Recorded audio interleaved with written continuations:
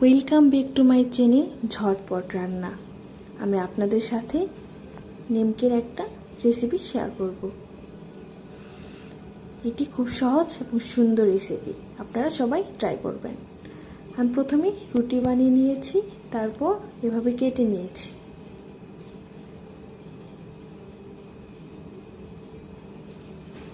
এভাবে ভাঁজ করে নিয়েছি।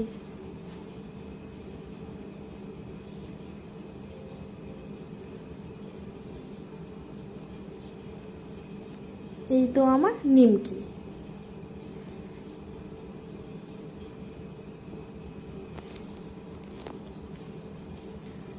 তারপর তেলে ভেজে নিয়েছি।